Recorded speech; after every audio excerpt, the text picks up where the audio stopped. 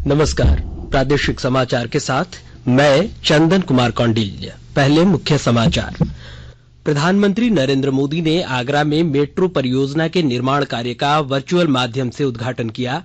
प्रधानमंत्री ने सशस्त्र सेना झंडा दिवस की बधाई देते हुए सभी लोगों से योगदान करने की अपील की। उन्होंने कहा, यह परंपरा जवानों और उनके परिवार की मदद करेगी।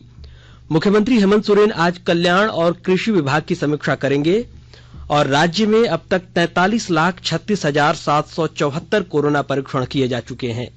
और अब समाचारों से पहले एक जरूरी संदेश। कोविड-19 महामारी के खिलाफ देश एकजुट होकर लड़ रहा है। आप भी हमारे साथ सुरक्षा और बचाव के 3 आसान एहतियात उपायों का संकल्प लें। मास्क पहने, 2 गज की दूरी है जरूरी, सुरक्षित दूरी बनाए रखें, हाथ और मुंह साफ रखें। और अब बढ़ते हैं समाचारों की ओर। प्रधानमंत्री नरेंद्र मोदी ने आज आगरा मेट्रो रेल परियोजना के निर्माण कार्य का वर्चुअल शुभारंभ किया। प्रधानमंत्री नरेंद्र मोदी दोपहर 12:20 पर आगरा मेट्रो प्रोजेक्ट का वर्चुअल माध्यम से शिलान्यास किया। आगरा के पीएसी ग्राउंड में आयोजित समारोह में मुख्यमंत्री योगी आदित्यनाथ और केंद्रीय शहरी आवास राज्य मंत्री हरदीप पुरी मौजूद रहे। उत्तर प्रदेश सहित पूरे देश भर में निवेश करने वाले लोगों की संख्या में तेजी से बढ़ोतरी हुई है। आगरा मेट्रो से शहर के 26 लाख लोगों को फायदा होगा। इससे पब्लिक ट्रांसपोर्ट सुविधा बढ़ेगी। प्रधानमंत्री ने कहा है कि बड़े शहरों की तर्ज पर छोटे शहरों में रहने वाले युवा भी आत्मनिर्भर बनने का साहस दिखा रहे हैं। भारत का सामान्य युवा, भारत के छोटे शहर आज यही साहस दिखा रहे हैं, यही समर्पण दिखा रहे हैं। 20वीं सदी में जो भूमिका देश के मेट्रो शहरों ने निभाई, उसी भूमिका को विस्तार देने का काम अब हमारे आगरा जैसे छोटे शहर कर रहे हैं। छोटे शहरों को आत्मनिर्भर भारत की धुरी बनाने के लिए ही अनेक विकास पर बहुत ज्यादा जोर दिया जा रहा है। पश्चिमी उत्तर प्रदेश के इन शहरों में तो हर वो चीज है जो आत्मनिर्भरता के लिए हमें चाहिए। यहाँ की भूमि, यहाँ के किसानों में अपार सामर्थ्य है। पशुधन के मामले में भी ये क्षेत्र देश में अग्रणी है। ऐसे में यहाँ डेयरी और फूड प्रोसेसिंग से जुड़े उद्योग के लिए बहुत संभावनाएं हैं। भारत में आत्मनिर्भरता हासिल करने की अपार संभावनाएं हैं। आगरा मेट्रो से शहर के 26 लाख लोगों को फायदा होगा। इससे पब्लिक ट्रांसपोर्ट की सुविधा बढ़ेगी। देश में कोरोना संक्रमण से मुक्त होने की दर बढ़कर 94.37% हो गई है। पिछले 10 दिन से नए संक्रमित लोगों की तुलना में ठीक होने वालों की संख्या ज्यादा बनी हुई है। अब तक 91 लाख से ज्यादा लोग कोरोना से मुक्त हो चुके हैं। लगभग 1 महीने से प्रतिदिन संक्रमित लोगों की संख्या 50,000 से कम रही है। उपचार करा रहे मरीजों की संख्या 4.2% से कम बनी हुई है। इस समय 4,03,248 रोगियों का इलाज चल रहा है, जो अब तक कुल संक्रमित लोगों का लगभग 4.18% है। Serum institute of India SII ने देश में ही तैयार की गई कोविड वैक्सीन कोविशील्ड की आपातकालीन मंजूरी का आवेदन किया है। SII के CEO अदार पूनावाला ने कहा है कि यह टीका बड़ी संख्या में लोगों की जान बचाएगा। इंस्टीट्यूट ने भारत के औषधि महानियंत्रक को भेजे गए अपने आवेदन में कहा है कि महामारी की मौजूदा स्थिति और लोगों की चिकित्सा संबंधी जरूरतों के मद्देनजर आपात मंजूरी की जरूरत है। वहीं जानी मानी दवा निर्माता कंपनी फाइजर ने भी देश में कोरोना वैक्सीन के आपातकालीन उपयोग की अनुमति मांगी है। फाइजर इंडिया ऐसी पहली कंपनी है जिसने इस वैक्सीन की भारत में बिक्री के लिए आयात करने का औषधि महानियंत्रक को आवेदन दिया है। ब्रिटेन और बहरीन में फाइजर कंपनी को यह अनुमति पहले ही मिल चुकी है।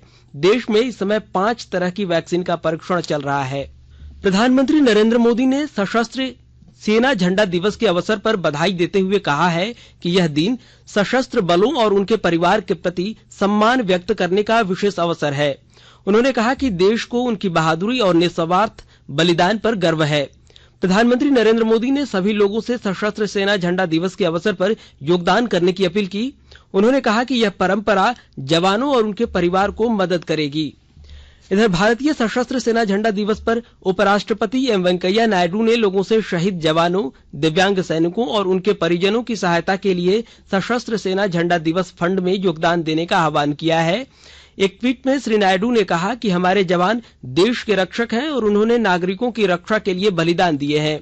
उन्होंने कहा कि हमें बहादुर जवानों के शौर्य और देशभक्ति के लिए उन्हें नमन करना चाहिए। वहीं राज्यपाल द्रौपदी मुर्मू और मुख्यमंत्री हेमंत सोरेन ने इस अवसर पर भारतीय सेना के सभी कार्यरत और अवकाश प्राप्त सैनिकों और उनके परिवारों के सदस्यों को शुभकामनाएं दी हैं।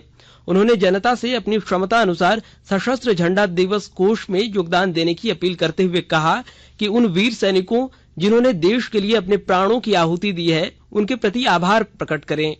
नीति आयोग के उपाध्यक्ष राजीव कुमार ने कहा है कि वित्त वर्ष 2021-22 के अंत तक भारत का आर्थिक विकास कोविड के पहले के स्तर तक पहुंच जाएगा, जबकि चालू वित्त वर्ष में जीडीपी में 8% से कम गिरावट होने के आसार हैं। एसेट मोनेटाइजेशन से संबंधित एक सवाल का जवाब देते हुए उन्होंने कहा कि यह लगातार जारी रहने वाली प्रक्रिया है और इसे उच्च प्राथमिकता दी जाएगी। श्री कुमार ने कहा कि इससे संबंधित लक्ष्यों को प्राप्त करने के लिए हर संभव प्रयास किए जाएंगे। आयुष उत्पादों के निर्यात को बढ़ावा देने के लिए वाणिज्य और उद्योग मंत्रालय तथा आयुष मंत्रालय ने निर्यात संवर्धन परिषद के गठन का निर्णय किया है। उद्योग और वाणिज्य मंत्री पीयूष गोयल तथा आयुष मंत्री श्रीपद नाइक ने आयुष व्यापार और उद्योग की संयुक्त समीक्षा के बाद यह फैसला किया। समीक्षा में यह भी निर्णय किया गया कि आयुष के क्षेत्र में निर्यात बढ़ाने के लिए मूल्य और गुणवत्ता को प्रतिस्पर्धी बनाने पर दोनों मंत्रालय मिलकर काम करेंगे। यह समीक्षा वीडियो कॉन्फ्रेंसिंग के माध्यम से हुई, जिसमें आयुष के व्यापार और उद्योग से जुड़े लगभग 50 प्रतिनिधि शामिल हुए। आयुष के क्षेत्र में लगभग 2000 हितधारकों ने भी इस समीक्षा बैठक में हिस्सा लिया। नए कृषि कानूनों को लेकर उत्पन्न गतिरोध को समाप्त करने के लिए केंद्र सरकार बुधवार को नई दिल्ली में किसानों के संगठनों के साथ छठे दौर की वार्ता करेगी। शनिवार को कृषि मंत्री नरेंद्र सिंह तोमर के साथ 5वें दौर की बातचीत में किसान संगठनों को आश्वासन दिया गया कि न्यूनतम समर्थन मूल्य जारी रखा जाएगा और इसे खत्म करने की कोई आशंका नहीं है। श्री तोमर ने कहा कि किसान नेताओं ने जिन प्रावधानों को लेकर आपत्तियां व्यक्त की हैं, उनका संभावित समाधान खोज लिया गया है। उन्होंने यह भी भरोसा दिलाया कि नरेंद्र मोदी सरकार किसानों के हितों के प्रति पूरी तरह वचनबद्ध है और भविष्य में भी यह वचनबद्धता कायम रहेगी। उन्होंने आशा व्यक्त की कि किसानों का आंदोलन जल्द ही समाप्त हो जाएगा। राज्य के कृषि मंत्री बादल पत्रलेख ने कहा है कि प्रदेश कृषि के क्षेत्र में आगे बढ़े, इसके लिए सरकार किसानों के हित में आने वाले समय में कई नियम कानून बनाने जा रही है। हजारीबाग के बरही में मीडिया से बातचीत में उन्होंने कहा कि राज्य के किसान जल्द ही कर्ज मुक्त हो जाएंगे और जल्द ही किसानों का करीब 2000 करोड़ रुपए कर्ज माफ कर दिया जाएगा।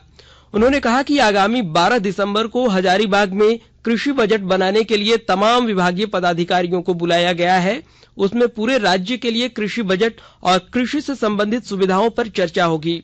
धान खरीद के सवाल पर उन्होंने कहा कि धान क्रय सिस्टम को सुधारा जा रहा है।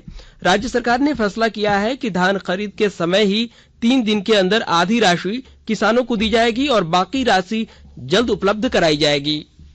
इधर मुख्यमंत्री हेमंत सोरेन आज दोपहर बाद रांची स्थित झारखंड मंत्रालय में अनुसूचित जनजाति, अनुसूचित जाति, अल्पसंख्यक एवं पिछड़ा वर्ग कल्याण विभाग की समीक्षा करेंगे।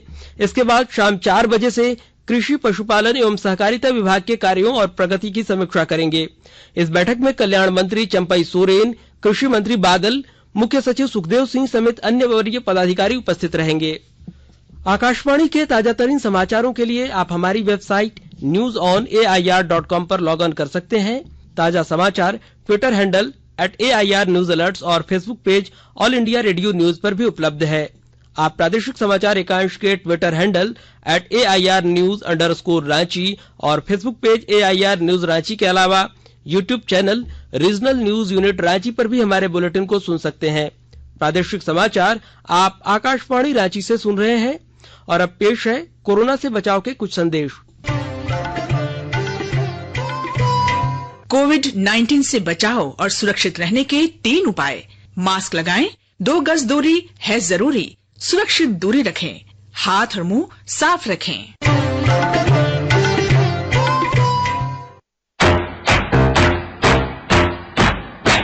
चलो मिलकर इसे शुरुआत करें, चलो एक फैसला आज करें, मास्क नहीं तो टोकेंगे, कोरोना को रोकेंगे, चलो एक वादा करते हैं, चलो कुछ वादा करते हैं,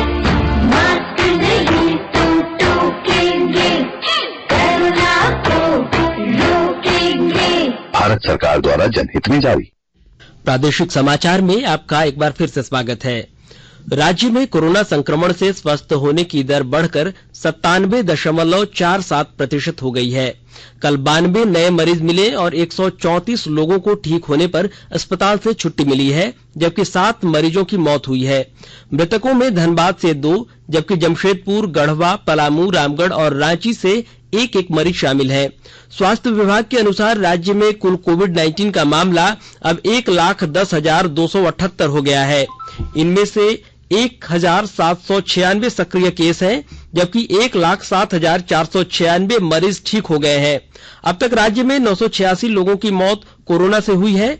वहीं 43 लाख से अधिक नमूनों की कोविड जांच की गई है। खूंटी जिले को एनीमिया मुक्त बनाने के उद्देश्य से जिला प्रशासन की सक्रिय पहल एनीमिया मुक्त खूंटी के तहत तोरपा प्रखंड में विशेष अभियान चलाया गया। इस दौरान किंसू ग्राम में जांच शिविर का आयोजन कर उचित उपचार भी सुनिश्चित कराया गया। विस्तृत ब्यौरा दे रही हैं हमारी खूंटी संवाददाता। खूंटी जिले को एनीमिया मुक्त बनाने के उद्देश्य से जिला प्रशासन की एनीमिया मुक्त खूंटी के तहत तोरपा प्रखंड में विशेष अभियान चलाया गया। इसी क्रम में तोरपा प्रखंड के किंसू ग्राम में जांच शिविर का आयोजन कर उचित उपचार भी सुनिश्चित कराया गया। इस दौरान एनीमिया बीमारी से बचाव हेतु दवाएं भी उपलब्ध कराई गई। साथ ही एल्बेंडाजोल व आयरन की गोलियां भी वितरित की गई, ताकि ससमय एनीमिया का रोकथाम किया जा सके एवं आम जनों को बेहतर स्वास्थ्य सुविधाएं सहज रूप से उपलब्ध हो सके। इस दौरान महिलाओं और किशोरियों की जांच कर खून की कमी और उसके दुष्परिणाम से बचाव के लिए शरीर में आयरन के अवशोषण में सहायक विटामिन सी युक्त फलों का सेवन करने व पौष्टिक आहार ग्रहण करने के संबंध में जागरूक किया गया। ज्योत्सना शीला, आकाशवाणी समाचार, खूंटी। साहिबगंज जिले में 2 अलग अलग घटना में 2 लोगों की मौत हो गई। राधानगर थाना क्षेत्र के मोहनपुर पंचायत अंतर्गत तलबन्ना चौक पर बेकाबू ट्रैक्टर ने एक फेरी वाले को अपनी चपेट में ले लिया, जिससे घटनास्थल पर ही उसकी मौत हो गई, जबकि एक अन्य व्यक्ति गंभीर रूप से घायल हो गया। वहीं बोरियो थाना क्षेत्र के दुर्गाटोली पंचायत के तेतरिया पहाड़ पर एक व्यक्ति की मौत नशे की हालात में बारूद का गोला लड्डू समझकर खाने से हो गई है। पुलिस दोनों मामले की छानबीन कर रही है। वहीं साहिबगंज जिले में ही मुफस्सिल थाना क्षेत्र में गुप्त सूचना के आधार पर कल पुलिस ने कार पर सवार 3 अपराधियों को गिरफ्तार किया है। उनके पास एक कट्टा, 3 जिंदा कारतूस, 3 मोबाइल बरामद किया गया है। जानकारी देते हुए एसपी अनुरंजन किस्पोट्टा ने बताया कि सभी संदिग्ध हालात में घूम रहे थे। पकड़े गए अपराधियों में 2 अपराधी उड़ीसा के कोटामंडी थाना क्षेत्र के रहने वाले हैं, जबकि एक साहिबगंज के महादेवगंज का निवासी है। ये किसी बड़ी घटना को अंजाम देने के लिए साहिबगंज पहुंचे थे। पुलिस ने सभी अपराधियों को जेल भेज दिया है। मामले की छानबीन की जा रही है। दिल्ली पुलिस की स्पेशल सेल ने आज एक मुठभेड़ के बाद शकरपुर इलाके से 5 संदिग्ध आतंकवादियों को गिरफ्तार किया। प्राप्त सूचना के अनुसार इनमें से 2 पंजाब के हैं और 3 कश्मीर के हैं। हमारे संवाददाता ने खबर दी है कि गिरफ्तार लोगों का संबंध खालिस्तान से है। और अब खेल समाचार। सिडनी में भारत और ऑस्ट्रेलिया के बीच 3 मैचों की सीरीज के दूसरे 2020 मैच में टीम इंडिया ने ऑस्ट्रेलिया को 6 विकेट से हराकर मैच और 2020 सीरीज को अपने नाम कर लिया है। ऑस्ट्रेलिया ने पहले बल्लेबाजी करते हुए 194 रन बनाए। भारत ने ऑस्ट्रेलिया से मिले 195 रनों के लक्ष्य को 4 विकेट खोकर हासिल कर लिया। और अंत में मुख्य समाचार एक बार फिर। प्रधानमंत्री नरेंद्र मोदी ने आगरा में मेट्रो परियोजना के निर्माण कार्य का वर्चुअल माध्यम से उद्घाटन किया। प्रधानमंत्री ने सशस्त्र सेना झंडा दिवस की बधाई देते हुए सभी लोगों से योगदान करने की अपील की। उन्होंने कहा, यह परंपरा जवानों और उनके परिवारों की मदद करेगी। मुख्यमंत्री हेमंत सोरेन आज कल्याण और कृषि विभाग की समीक्षा करेंगे। और राज्य में अब तक 43,36,774 कोरोना परीक्षण किए जा चुके हैं। इसके साथ ही आकाशवाणी रांची से प्रादेशिक समाचार का यह बुलेटिन समाप्त हुआ। नमस्कार। घर में रहिए, सुरक्षित रहिए और सुनते रहिए आकाशवाणी।